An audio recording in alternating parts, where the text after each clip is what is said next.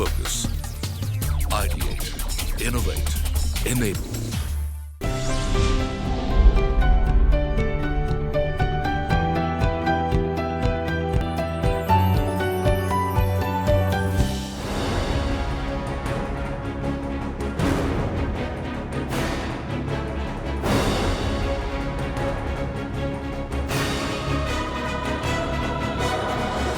People Labs, in partnership with CNBC-TV18, organized a two-day conference that brought together policymakers, leading corporates, and higher education leaders on one platform to discuss the collaborative way forward for creating future-ready organizations and to chart the way ahead for the Indian higher education sector towards the endeavour of creating inclusive organizations both in academia and the corporate world.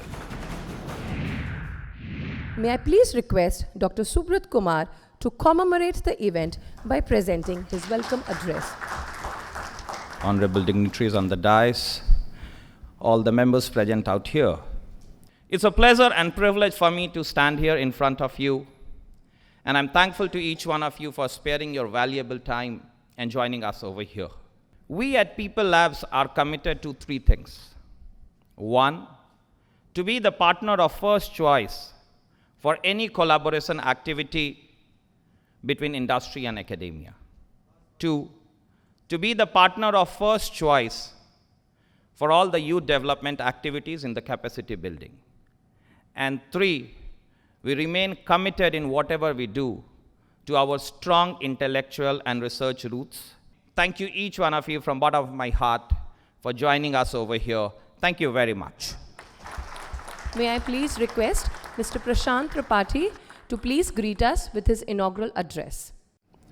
Fundamentally speaking, the kind of transformation which is taking place in the workplace today is unprecedented. And that required the employers to change their mindset towards employees. And more changes happen. I think the expectations from employers have completely altered. The expectation is to add value. The expectation is to give support. The expectation is to ensure that you train me, but I don't need somebody to supervise me. That's a very big trend that has emerged, and I think it's a very permanent. But I think the core that people of this generation or people now are looking for is not how to do it, is not what to do it, but is to why should I do it? Why? It is a journey. It is a hard journey. And the more we talk about it, the more we focus on it, the better workplace that we'll be able to create, which will be future ready. Thank you very much. May I please request Mr. Alok Chaudhary to join us for the keynote address.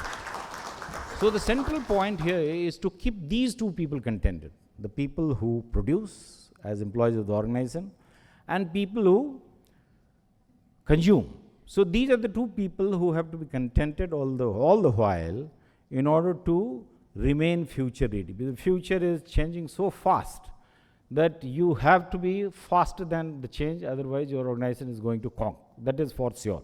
And let us work together, academia and industry together, in order to find this magic pill through studying in BIMTech or studying in Inspired Leadership College or whatever, to find out as to how we will thrive, survive, and everybody around is happy, not only we working in the organization. Thanks a lot for patient listening.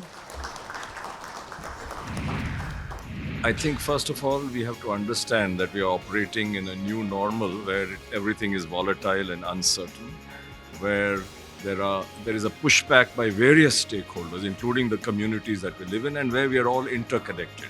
So in that new normal, purpose of the organization, having people who are leaders who can use the whole mind, where they combine logic with emotion and with curiosity, learning all the time, not being prisoners of their own past, and knowing how to manage fear and leverage failure. And above all, I believe, creating trust both within the organization and with the external stakeholders. These are going to be crucial.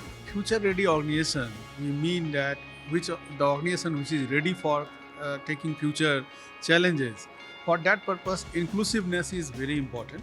the diversity, equity, inclusiveness, and belongingness. These are very important for making any organization future ready. That too become very important in terms when things are changing very fast. In that terms, having policies and processes in place for making our working place more inclusive and keeping our people, diversified people together will certainly help organization in growing in a sustainable manner in coming days. This is a wonderful atmosphere and the platform provided by IAC, and we discussed, deliberated, and we were actually immensely benefited by getting insights from persons belonging from different groups and different positions. So this was really a good opportunity to create inside the thought process for creating future-ready inclusive organization.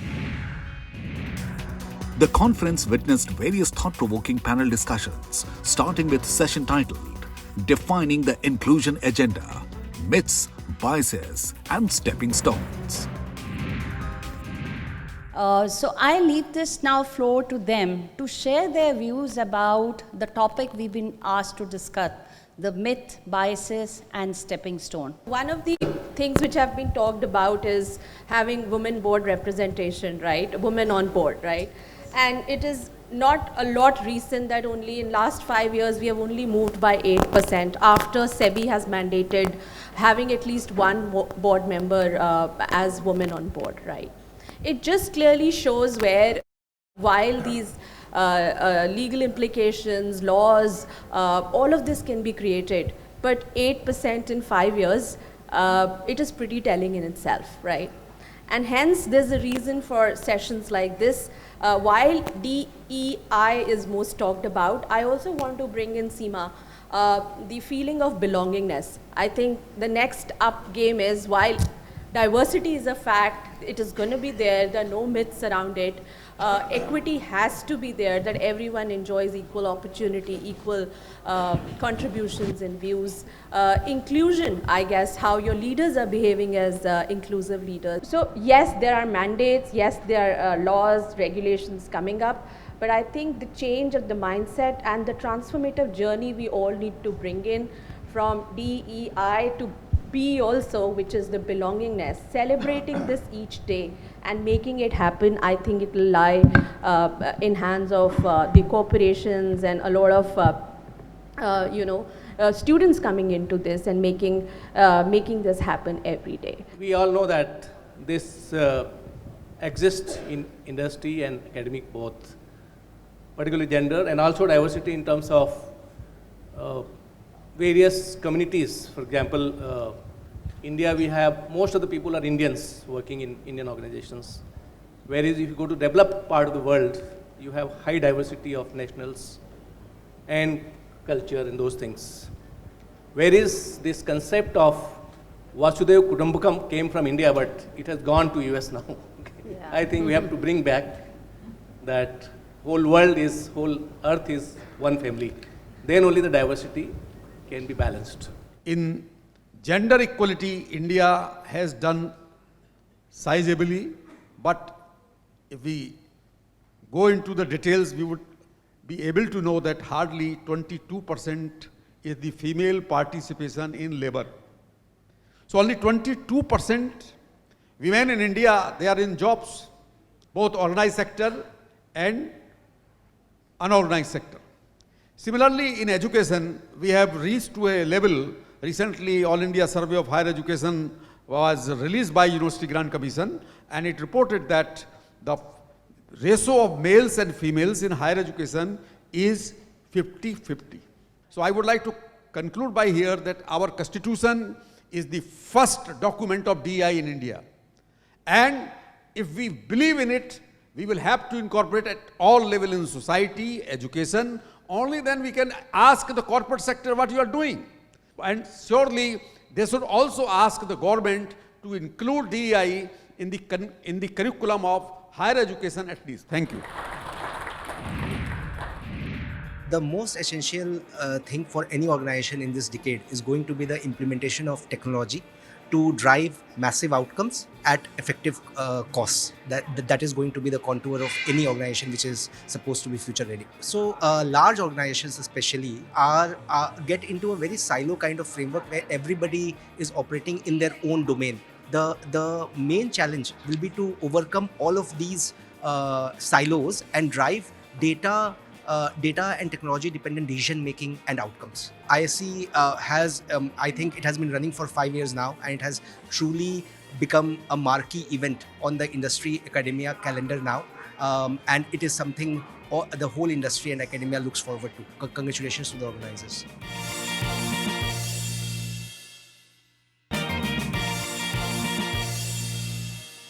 I think organizations need to put this as very clearly as part of their overall strategy. I don't think it is specific to any functions agenda. It has to be part of how they evolve their culture and what kind of talent they want to employ. So for me, it is almost like a strategic imperative for an organization. I'm deeply appreciative of the efforts that IAC has put in organizing this fantastic forum where you have academia and corporates coming together to brainstorm and talk about such an important topic.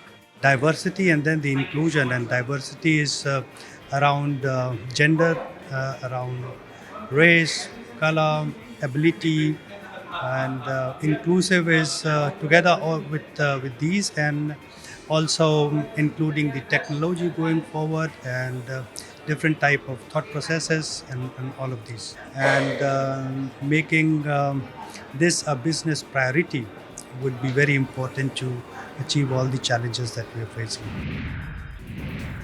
After the panel discussion was the fireside chat between the CHROs of leading companies, where they gave the human resource perspective on diversity and inclusion in an organization.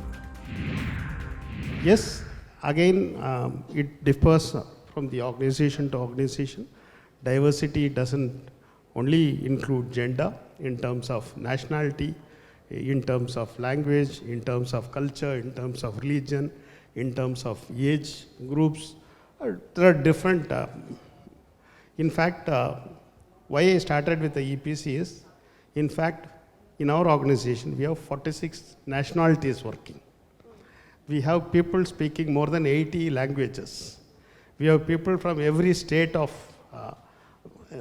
part of the India working.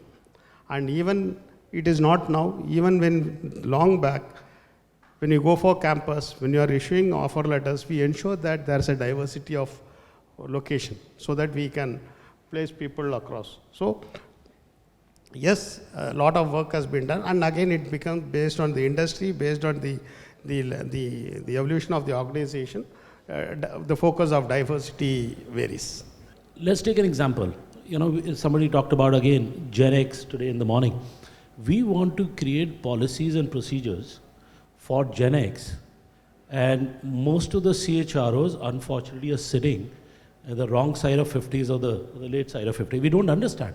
We don't understand what they would be looking at, you know, and there we are sitting in the chair talking about, you know, how do we create policies for Gen X or whatever, the millennials or whatever.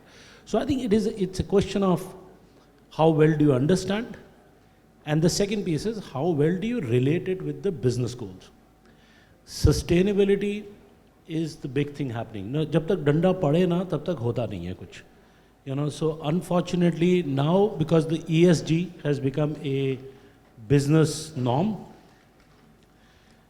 the diversity, not only gender, but also underprivileged or indigenous or whatever, has to be linked to sustainability. Because if you don't get, and again, someone mentioned in the morning, if you would have had 50% women population, then our growth would have been 1.5% higher every year.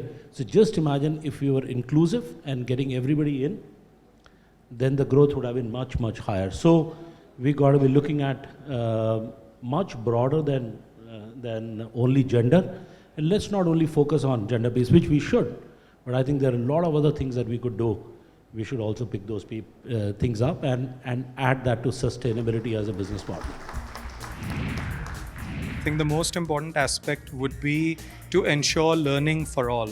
I believe that in the future, for an individual to grow and to be inclusive, if they don't have personalized learning, it'll be difficult for organizations to implement it at scale. I think there are two major challenges. One, which of course always is a problem, is the cost, because you have to manage the business realities and the cost of implementation. The second is to find the right kind of people who can implement it, because execution is as important as the commitment to investing in something like this. Oh, it's been beautifully organized. We've seen dignitaries both from the industry and the academia.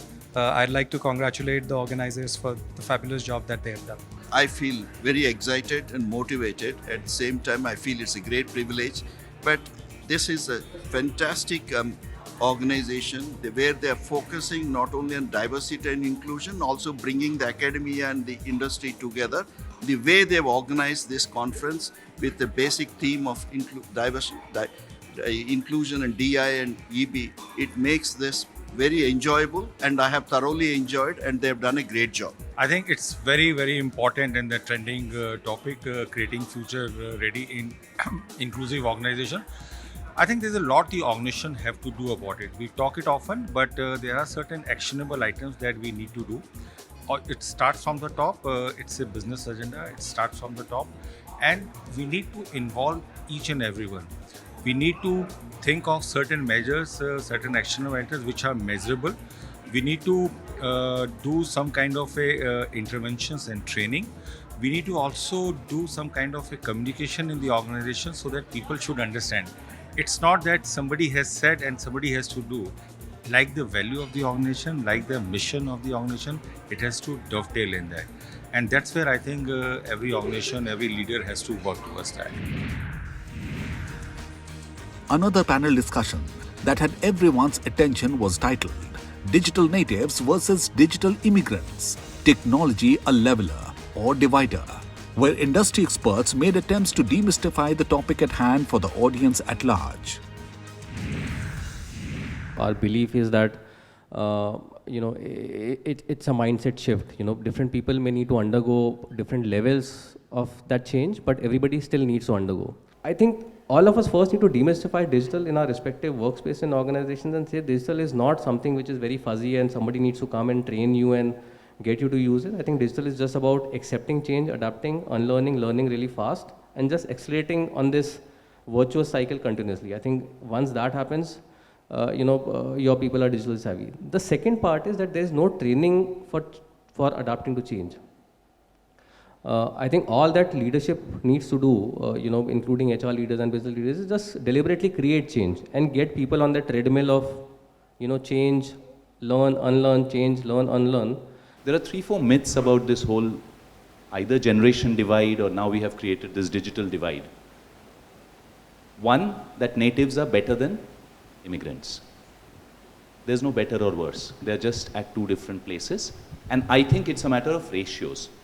I'm probably 60% immigrant, 40% native. My daughter might be 80-20, whatever it is.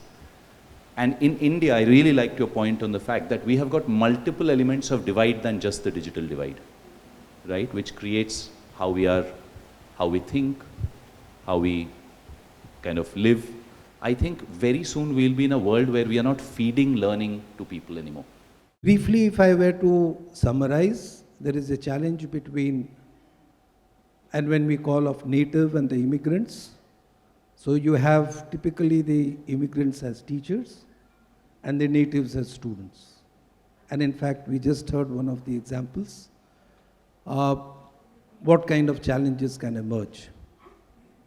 And secondly, what we should not forget is that even amongst the native, you don't have a homogeneous crowd or a homogeneous sample that we get, particularly in the context of Indian context, where you have a lot of diversity. An organization will be future ready and inclusive when each and every employee comes in and realizes that they can be themselves and they will be accepted for who they are and what they bring into the organization. I think the agenda starts from the board. The challenge that they face is to link diversity and inclusion to business results. And if as leaders we are able to overcome that challenge, we will be able to drive it from the top till the last man standing in the organization. Inclusive organization can be created through engaging in difficult conversation from bottom to top, from top to bottom. So it means it's an approach in which the policy will be done by the board after listening to all the stakeholders, but the ownership of the execution should be across the organization. And I would be personally interested if we are driven by data in measuring both in quantitative and qualitative terms what inclusion means to an organization. It has been very beautifully curated, very thoughtfully designed, and especially the way both practitioners from the industry, the academicians have been brought together with a lot of young professionals around. I find it very, very exciting. It was really a great honor to be part of this event. I think the most important thing for an organization to be inclusive and future ready is to have a very clear sense of purpose. A purpose which is well defined, which is inclusive, and which percolates to everyone within the organization. That is the strongest foundation. I think there is the challenge of establishing the purpose, there is the challenge of articulating the purpose, and then there's the challenge of living the purpose every single day. So I think all those three challenges, these are challenges, but these are also opportunities that every leadership has. It was a wonderful occasion today. I think very well organized. Wonderful to see the engaged audience and the quality of discussions that we had. I would only say congratulations to the organizers for having done a superb job. The conference ended with IAC 2023 felicitation of leaders and organizations for doing pioneer work in the DEI space.